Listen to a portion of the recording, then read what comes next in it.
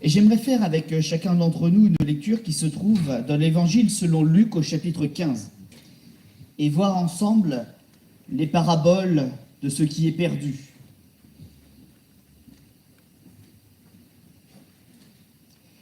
Je ne vais pas faire la lecture des 3 paraboles, je vais lire les 2 premières, puisque la 3e, on la connaît un petit peu mieux, dans la mesure où souvent les prédicateurs nous parlent de ce fils perdu, de ce fils prodigue.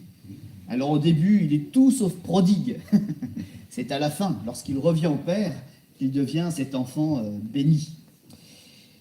Luc chapitre 15, et nous lirons les versets 1 à 11. Tous les publicains et les gens de mauvaise vie s'approchaient de Jésus pour l'entendre. Et les pharisiens et les scribes murmuraient, disant « Cet homme accueille des gens de mauvaise vie et mange avec eux. » Mais il leur dit cette parabole. « Lequel d'entre vous, s'il a 100 brebis et qu'il en perde une, ne laisse les 99 autres dans le désert pour aller à la recherche de celle qui est perdue, jusqu'à ce qu'il la trouve. Lorsqu'il l'a trouvée, il la met avec joie sur ses épaules et, de retour à la maison, il appelle ses amis et ses voisins et leur dit « Réjouissez-vous avec moi, car j'ai trouvé ma brebis qui était perdue. De même, je vous le dis, il y aura plus de joie dans le ciel pour un seul pécheur qui se repent que pour 99 justes qui n'ont pas besoin de repentance. » Verset 8, seconde parabole, « Ou quelle femme, si elle a perdu 10 drachmes et qu'elle a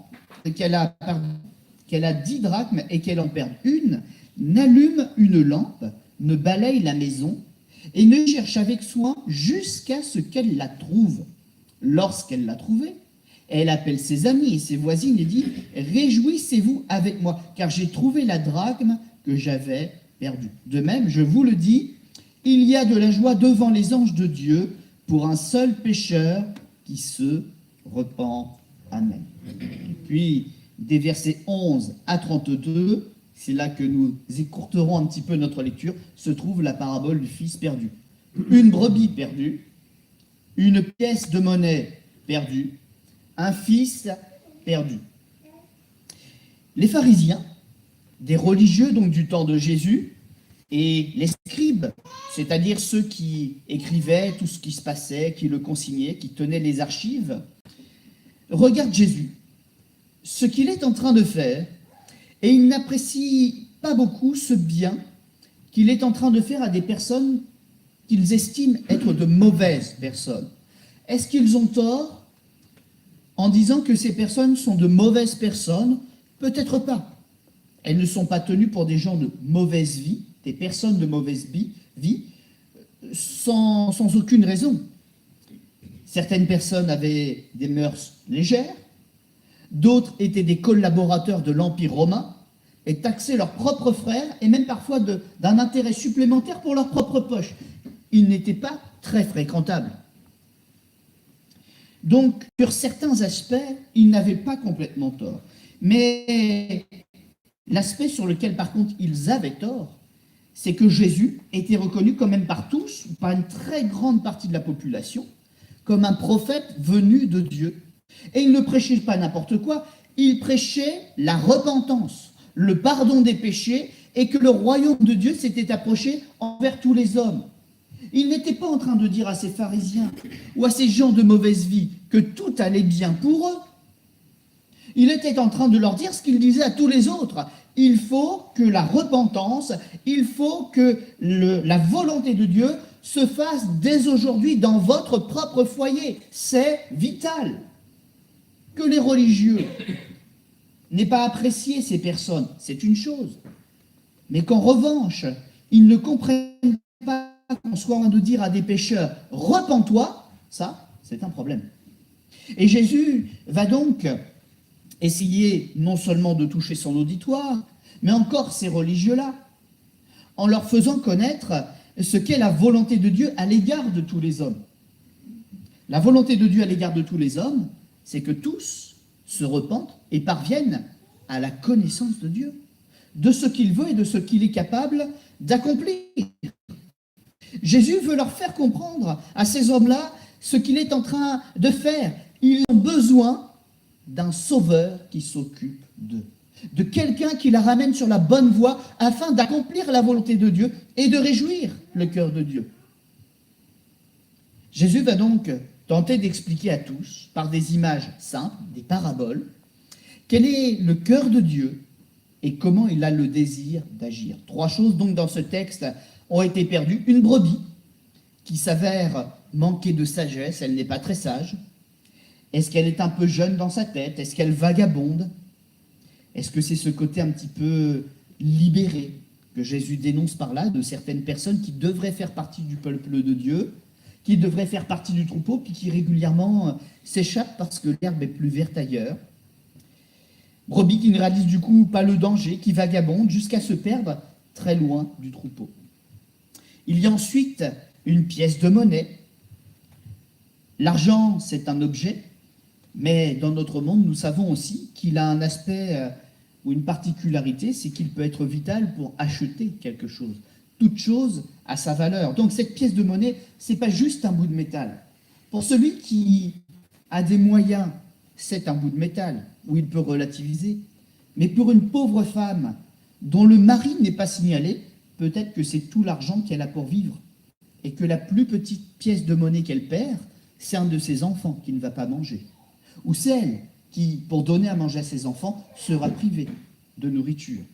Donc une pièce qui finalement n'est pas si anodine, elle représente la survie de cette personne. Et elle a une particularité, c'est que pour la retrouver, il faut fouiller toute la maison, il faut balayer, mais il faut surtout allumer la lumière. Elle a été perdue dans un endroit d'obscurité.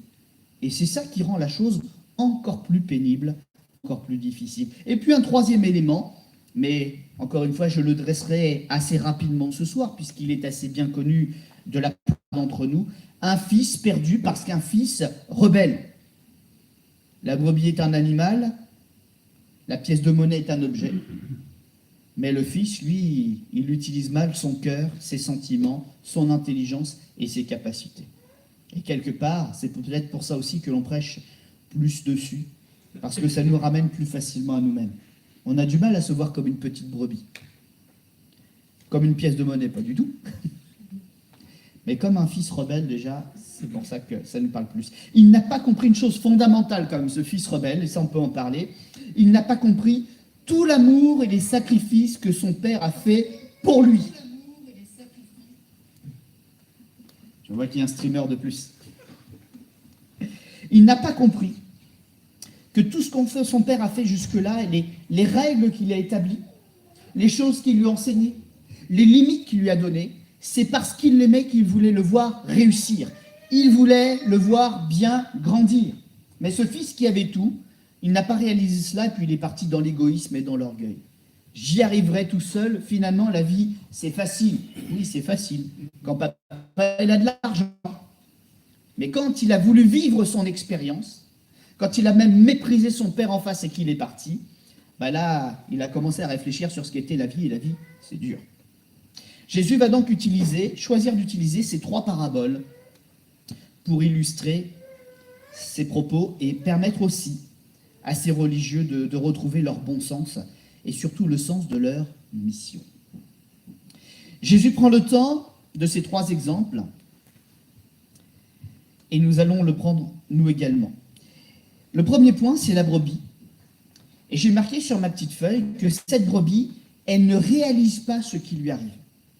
Cette brebis, elle est égarée. Elle est partie à l'aventure. Elle ne réalise même pas le danger pour elle. Elle est à la recherche d'une herbe grasse, d'un peu peut-être de distance avec le troupeau. Et puis, alors qu'elle, elle n'est pas du tout consciente de ce danger, il y a quand même quelqu'un qui intervient. Quelqu'un qui s'est rendu compte du problème. Quelqu'un qui va la chercher alors qu'elle-même, elle n'a pas l'impression d'avoir besoin d'être recherchée. Un bon berger s'est levé, quelqu'un qui la connaît, quelqu'un qui a remarqué son absence, quelqu'un qui l'aime bien plus qu'elle ne l'imagine. La petite brebis, qui n'était pas très sage, est allée de plus en plus loin du troupeau sans même se rendre compte de ce qui se passait. J'ai des fils qui ne sont pas très grands. Ils ne m'ont pas encore trop fait le coup, mais je sens le coup arriver. Tant qu'on nous voit même de très très loin, on s'éloigne encore un peu. Ah, je vois toujours papa, on s'éloigne encore un peu. Alors le petit revient quand même vite, il est un peu craintif, hein. Mais le plus grand, c'est autre chose. Lui, il a appris à marcher, il en est au stade de courir. Donc plus ça va, plus il va loin. Souvent, je crie dans la rue, hein. Je lui dis, t'es allé trop loin. Parce que toi, tu me vois, mais s'il y a un problème, moi, je ne peux pas courir suffisamment vite pour te rattraper et t'éviter le problème. Et la petite brebis, elle est dans cet état-là. Elle a de la vigueur, mais elle manque un peu de maturité. Et alors qu'elle ne se rend pas compte du danger, heureusement, Jésus s'est rendu compte qu'elle avait besoin d'aide. Et il s'est mis en marche. C'est exactement un des éléments que Jésus veut rappeler à ses religieux. Il veut leur rappeler que c'est à eux de gérer le troupeau. Et que s'ils ne sont pas capables de voir ceux qui sont en détresse et de s'intéresser à eux, ils ne remplissent pas leur mission, ils ne peuvent pas avoir l'approbation de Dieu, ils ne peuvent que se perdre eux aussi. Le rôle premier d'un serviteur de Dieu, d'une servante de Dieu également, c'est de veiller sur les plus faibles. Et d'avoir cette conscience, cette maturité, de toujours vérifier qu'ils sont en sécurité et qu'ils ne manquent de rien. Et par cet exemple, Jésus leur rappelle à eux, ces religieux, le rôle du berger et l'importance de la petite brebis. Le texte va donc nous dire que pour la chercher, le berger a laissé son troupeau là où il était. Et ce troupeau, il était dans un endroit particulier, hein. Il était à quel endroit? On l'a lu dans le texte. Est-ce que vous avez été attentif à ce détail? Dans un désert. Dans un désert. C'est-à-dire que le Seigneur, il va se mettre le plus loin possible, mais comme dans un champ dégagé, on va quand même voir le troupeau loin, parce qu'il va surveiller quand même, hein. Mais il va faire tout le tour de ces zones désertiques, là, pour essayer de retrouver cette petite brebis. Et puis, il sait que, comme c'est le désert, il y aura certainement pas beaucoup de dangers qu'il ignore, qu'il ne connaît pas. Parfois, il va peut-être monter sur une colline pour essayer de regarder encore plus loin, mais de l'autre œil, il va surveiller son troupeau, même s'il n'a pas peur de le laisser. Il a dû explorer de longues distances tout autour de celui-ci avant de retrouver cette petite brebis. S'il y a bien des conditions que l'on n'aime pas, c'est ces conditions où on manque de tout en fait. Il faut bien réaliser dans quel endroit nous nous perdons en général. Ce n'est pas dans des beaux pâturages. Le Seigneur vient souvent nous retrouver à l'endroit où on est tombé finalement. Des lieux arides, des lieux de sécheresse. Et avant qu'on s'en rende compte, on est séparé du troupeau et on est séparé même des choses les plus fondamentales. Et ça me rappelle une vérité pour laquelle nous devons être toujours reconnaissants aussi au Seigneur. C'est que ce n'est jamais nous qui trouvons Dieu. C'est d'abord lui qui vient à notre rencontre. Et ça, c'est quelque chose de fondamental. C'est lui qui nous cherche depuis longtemps. Et c'est même lui qui finit donc par nous trouver et par interpeller notre cœur. Même l'enfant qui se convertit depuis son jeune âge a été guidé par quelqu'un pour y arriver. Moi, j'ai un ami, il s'est converti à 4 ans, il a confessé Jésus à 5 ans, et puis après, il a grandi, puis c'est seulement à l'âge adulte qu'il a pu entrer dans le ministère. Hein. Mais à 4 ans, 5 ans, c'était authentique. 5 ans, il était baptisé du Saint-Esprit. Hein. Mais pourquoi? Pourquoi il a réussi? Parce qu'il était exceptionnel? Non, parce qu'il avait des parents qui lui ont enseigné la foi, déjà, premièrement. Parce que le Saint-Esprit de Dieu, qui est entré en lui, il était déjà en train de le chercher et de l'interpeller. Il n'a fait que l'accueillir avec la sincérité d'un enfant. Donc ce n'est jamais nous qui trouvons Dieu. Mais déjà, tout ce qui appartient à Dieu, ses serviteurs, ses moyens, tout est mobilisé pour nous trouver. C'est donc non pas un sujet d'orgueil, mais plutôt un sujet de reconnaissance que nous devrions avoir, qui que nous soyons. Sauver une âme n'est pas non plus le fruit du hasard ou du temps qui passe et finit par amener à prendre une décision ou à réfléchir sur cette question qui est Dieu. Bien souvent, Dieu nous aura permis des circonstances qui nous auront tenus nous ont conduits, à nous tenir en face de lui. Jésus explique ainsi aux religieux qui sont là que sans ce travail qu'il est en train de faire, aucune personne ne pourra être changée et parvenir à la vie éternelle. Ce n'était pas juste rencontrer quelques mauvaises personnes pour leur parler, c'est le fond du travail à accomplir tous les jours. Un travail qu'il faut faire sans relâche, un travail qu'il faut saisir dès qu'il y a une opportunité. Parce que c'est comme ça qu'on sauve des âmes. C'est donc aussi un reproche de Jésus à ces religieux, car ce travail aurait dû être le leur. Le peuple d'Israël s'était engagé par une promesse à être le témoin de Dieu dans toutes les nations du monde. Et ceux qui étaient à la tête de l'enseignement religieux ne le faisaient même pas pour les leurs.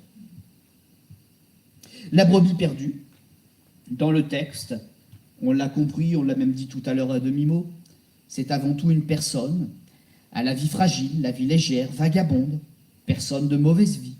Mais pour autant, si quelqu'un décide de la trouver et de s'occuper d'elle, elle pourra vraiment faire partie du troupeau. Lorsque j'étais à l'école biblique, on avait tous un petit peu aussi notre ministère ou certaines choses qui commençaient à mûrir à force de travailler, d'étudier les Écritures, de prier. Et on sentait un petit peu la direction qui s'affinait pour chacun. Et l'un de mes amis était clairement un évangéliste. Et alors que certains d'entre nous, on était plutôt en train de rédiger des textes, de faire des choses comme ça, ou de faire des remplacements dans les églises, plus en tant que pasteur. Lui, il était dans la rue. Il créait des équipes pour aller sortir des prostituées de la rue, etc. Et plusieurs d'entre elles se sont converties. Quelques mois de travail seulement, par un véritable intérêt, avec du sérieux, avec des équipes. Il n'allait pas tout seul, le contexte était particulier. Il y avait aussi forcément des gens intéressés qui surveillaient ce gagne-pain. Il y avait donc une violence qui pouvait être présente à chaque instant. Il fallait faire les choses d'une certaine manière et communiquer quand même. Mais nous avons vu plusieurs de ces personnes donner leur cœur au Seigneur. Chacun a reçu de Dieu. Mais pour sauver ses âmes, il faut aller les chercher. Le deuxième texte, la deuxième parabole, c'est celle de la drachme qui a été perdue. Vous me direz, mais on a lu le texte ensemble, David. Cette personne, elle en avait 10. Quelle était l'urgence de la retrouver, cette 10e qui était perdue? Il en restait encore 9. Mais comme je dis, s'il y a une urgence dans ce texte, c'est peut-être que cette femme en avait vraiment besoin. La raison, je ne la connais pas. Nous ne la connaissons pas. Mais si Jésus a pris cet exemple, c'est qu'à l'époque, ça devait vraiment parler. Certains n'avaient pas besoin que de manger. Ils avaient aussi des dettes à rembourser.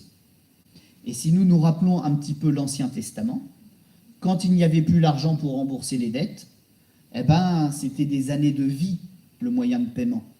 Et on devenait esclave un certain temps pour rembourser ce que l'on avait emprunté. Donc je ne sais pas quel était le contexte et pourquoi Jésus a choisi cet exemple, mais assurément, il nous faut aussi réfléchir un peu dessus. Cette drachme, elle a été découverte ou redécouverte rapidement grâce à un moyen qui a été utilisé, celui d'allumer une lumière, pour pouvoir retrouver le chemin de cette pièce. Une femme, pour qui une seule pièce perdue, elle se sent démunie au point de devoir la chercher tout de suite et sans relâche. Le texte nous dit bien que ça a été un vrai travail de fond. Elle n'a pas cessé de la chercher jusqu'à ce qu'elle soit retrouvée. La drachme, du temps de Jésus, devait avoir environ la valeur de la monnaie romaine appelée le denier. À l'époque de Jésus, il semble qu'il y a eu un peu un équilibre. Voilà. Donc c'est peut-être pas une information complètement juste, c'est celle que j'ai réussi à retrouver sur Internet, mais ça semble être l'estimation de cette époque. Comme ça nous permet, en nous basant sur le denier, de savoir ce que ça pouvait représenter aussi, dans l'usage quotidien, une drachme perdue. Cette petite pièce, elle correspondait à une semaine de salaire. Donc, une semaine de salaire, on pouvait comprendre que ça allait faire vivre cette femme et certainement ses enfants, quoi. c'était pas finalement une si petite valeur. Nous, on prendrait 10 euros dans notre porte-monnaie, on perdrait 1 euro, on dirait, bon, bah, la faute n'a pas de chance. Elle peut bien attendre demain, cette petite pièce. Et puis, si on est un peu généreux, on dirait, bon, c'est pas grave, allez, ça bénira un mot qui va la trouver. Et oui, quand on manque de rien, ça ne nous manque pas. Mais si cette personne, ça représente une semaine de salaire, c'est une semaine de nourriture et de biens pour toute sa famille, hein, c'est quand même une somme très importante. Nous comprenons alors que sans relâche, cet argent soit recherché et que cette femme ne voulait pas se donner de repos. Cette fois-ci, ce n'est donc pas le berger la solution. Cette fois-ci, la solution, ça va être d'allumer une lumière. S'il nous est aussi question, je pense, au travers de la notion de la lumière, de la vie et de la mort. La question est d'arriver à s'en sortir, à sortir des ténèbres et trouver ce qui nous manque plus que tout. La première parabole, finalement, elle nous parle aussi du cœur de Jésus. Elle nous parle du cœur d'un berger. Cette seconde parabole, elle va plutôt nous parler de l'action du Saint-Esprit. Une lumière qui éclaire, une lumière qui chasse les ténèbres, une lumière qui nous permet de retrouver ce qui est perdu. Et à l'époque de Jésus, la chose qui est perdue et qui a le plus de valeur, plus que l'or, plus que l'argent, c'est le sens de la parole de Dieu. Le véritable enseignement, la vérité qui permet à une âme d'avoir l'assurance de son salut. On enseigne, on lit religieusement les Écritures, mais personne n'a plus le sens de la parole de Dieu. Preuve en est, les Juifs ont un devoir régulier et religieux d'aller au temple. Sinon, dans un lieu de réunion proche de chez eux, je pense à ceux qui n'habitent pas à Jérusalem, de célébrer un culte. Et quand ils entendent cette même parole annoncée par Jésus, expliquée par Jésus, ils nous disent, mais qui est cet homme? Est-ce qu'il ne viendrait pas de Dieu? Lorsque Jésus annonce les mêmes choses, les mêmes écritures, qu'il confronte les gens à leurs péchés, il y a des miracles en nombre. Il y a bien des ténèbres sur cette terre et dans le cœur de toutes ces personnes. Et ils ont besoin d'être éclairés. J'aime bien ce texte, je vous le cite souvent. Là où sera ton cœur, là aussi sera ton trésor. Ils avaient la parole, mais la parole n'était pas le trésor de leur cœur. Les religieux autour de Jésus n'avaient de cœur que pour ce qui leur appartenait. Et la gloire que ça allait leur rapporter, l'autorité, le fait d'être bien vus. Les autres personnes qui étaient d'une moindre importance à leurs yeux étaient mises de côté. Et dans cette mauvaise attitude de cœur, ils auraient dû utiliser leur savoir et leurs moyens pour enseigner même les pauvres afin qu'ils soient sauvés. Mais le grand problème qui ressort une seconde fois, c'est qu'ils ne le voulaient pas. Ils ne le voulaient pas. Et c'est pour ça aussi que le Fils de Dieu, entrant dans le monde, n'a pas commencé par les religieux en leur disant, voilà, c'est bon, vous et moi, on va travailler ensemble, alors on se voit dimanche matin à 8h au temple. Alors il aurait peut-être parlé du sabbat, il aurait peut-être dit après la tombée de la nuit, voilà, alors peut-être le samedi ou je ne sais pas quoi, et on va mettre le plan d'évangélisation ensemble, moi le Messie, vous les serviteurs de Dieu. Il n'a pas fait comme ça. Il n'a pas commencé par les gens riches. Voilà, le Messie est arrivé, j'ai besoin d'un budget, cette année on met le feu. Campagne d'évangélisation, on sort les écrans géants, le camion estrade, et on y va. On monte un groupe de chorale et on chante. J'ai besoin de moyens. Il n'a pas fait ça. Il est allé voir les pauvres et il leur a dit, comme il a enseigné à leurs disciples, j'ai rien, mais ce que j'ai, je te le donne au nom de notre Père Céleste. Lève-toi et marche. Prends ton lit. Ta foi, ma fille, t'a sauvée, va en paix. Il a commencé par ceux qui avaient été totalement abandonnés par les pauvres. Et ce n'est pas pour rien, du coup, qu'il, je pense, reprend cette parabole qui nous parle un peu d'argent, mais surtout d'une pauvre femme qui en a cruellement besoin.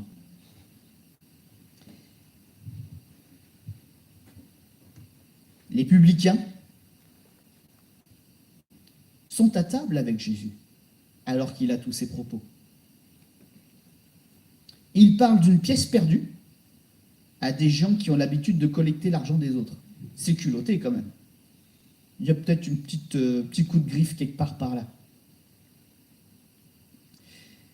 Hommes qui cherchaient des richesses terrestres à tout prix pour se sortir de la misère. Leur foi déçue, parce que je pense que c'est là vraiment le moteur, en fait, de leurs mauvaises actions.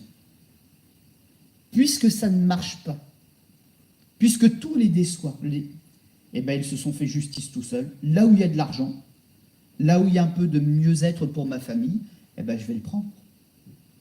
On ne tombe pas dans le péché comme ça, on ne tombe pas dans les mauvaises actions pour ça. Pourquoi on tombe dans ce genre de choses? Parce qu'on manque de tout, parce que le cœur est vide, parce que la place qui devrait revenir à Dieu, eh ben, elle n'est pas satisfaite.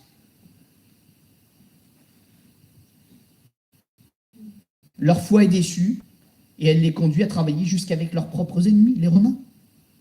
Mais en les ramenant à la véritable lumière, Jésus avait commencé à changer leur cœur et à leur faire aimer ce qui est honnête et juste. On passe souvent sur ce texte parce qu'on ne le remet pas toujours avec les autres évangiles. On lit qu'il est à table avec des publicains, mais il est fort probable, alors j'utilise le mot probable parce que voilà, on est dans une interprétation du texte aussi, que ce repas ne soit pas n'importe quel repas. Est-ce que vous savez, est-ce que vous connaissez un petit peu l'interprétation qu'on peut ajouter à ce texte? Le contexte que l'on peut ajouter à ce texte. Jésus a commencé à réunir ceux qui allaient être ses disciples. Et il y en a un en particulier qu'il est allé chercher. De son nom juif, de son nom israélite, Lévi. Matthieu pour nous. Et il était chef des péagers. Et si on lit les autres textes, peut-être qu'on commence à comprendre que Matthieu, Lévi, va quitter ce travail et suivre Jésus à ce moment-là. Ce repas, c'est très certainement le dernier repas qu'il donne avec tous ses collaborateurs en leur disant « Je pars, mais je vous explique pourquoi. On va s'asseoir, c'est moi qui vous paye le repas, je vous invite. Mais je vous invite pour vous témoigner de Jésus. D'ailleurs, ça tombe bien, je l'ai invité. C'est lui que je vais suivre. Cette vie que j'avais avec vous, cet argent qui était ma richesse, ce travail que je le faisais, ça me rapportait de l'argent, mais je vous le dis en face, j'en étais malheureux. Et avant de partir, je veux vous le dire, il y a une autre vie qui peut nous attendre. C'était en plein milieu d'une opération d'évangélisation avec ces hommes-là que Jésus était en train d'agir et de changer les cœurs. Ça aurait été dommage que ça ne se fasse pas. Hein. Voilà donc quelques éléments pour nous aider à mieux cerner ces paraboles. Et puis la dernière, nous la connaissons mieux. J'en donne 2-3 mots, puis on terminera ici pour cette pensée de ce soir et puis cet affinage du texte biblique. Est-ce qu'il y a des petits éléments que ça vous a apporté de partager sous cette forme-là? Des petits éléments? Le berger représente Jésus, donc la première parabole nous montre surtout l'action de Jésus, son cœur, et le défaut des religieux. La seconde nous parle de l'action du Saint-Esprit qui est lumière, qui chasse les ténèbres, qui nous ramène à la vérité, qui nous rappelle la vérité, nous permet de retrouver le vrai sens des choses vraiment précieuses. Et donc logiquement la troisième, et on tombe juste, hein, elle nous parle d'un père qui attend le retour de son enfant. Un enfant qui l'a abandonné, un enfant qui l'a trahi, un enfant qui n'a pas compris son amour, un enfant qui l'a humilié, mais qui nous parle aussi d'un Dieu qui est prêt à le soulever les pans de sa robe dès qu'il voit son fils et de courir vers lui.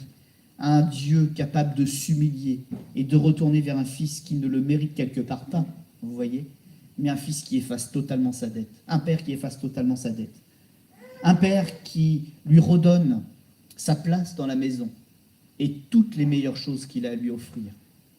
Nous connaissons donc mieux cette parabole que les deux autres, souvent utilisée par les prédicateurs du monde entier. Et là encore, je me répète, mais c'est pas grave. Paul disait, c'est à force de répétition que cette répétition est salutaire. Mieux vaut la fin d'une chose que son commencement. Et finalement, pour une troisième parabole, je trouve qu'elle se file bien. Parce que quand Jésus a fini d'insister, qu'on a bien compris, qu'on choisit de revenir à Dieu, eh ben c'est une histoire qui se finit bien. Elle se finit en repas, elle se finit en réjouissance, elle se finit avec un avenir qui est grandement ouvert, pleinement ouvert. Un pardon, une restauration, et toute la puissance et la beauté du salut qui nous est révélée. Dieu est vraiment un Père. Offensé par ses créatures, il a continué de les aimer. Rejeté par elles, il a donné ce qu'il avait le plus précieux pour essayer d'en sauver le plus grand nombre quand même. Et à la fin, et ça c'est merveilleux, ce Père est satisfait parce que sa famille est complète. Il a ses fils avec lui. Oh, il y a peut-être encore du travail à faire, hein. Notamment pour son fils aîné, hein. Mais quand même il les a avec lui. Et ce Père est enfin heureux. C'est une fête dans laquelle son cœur et tout ce qui lui appartient sont encouragés à se réjouir. Alors ce soir, eh bien, je vous encourage aussi à vous réjouir. Le travail que nous faisons, le travail que vous faites, il ne sera jamais vain. Il prépare la joie et la grande fête de demain, où nous serons tous réunis pour l'éternité. Amen.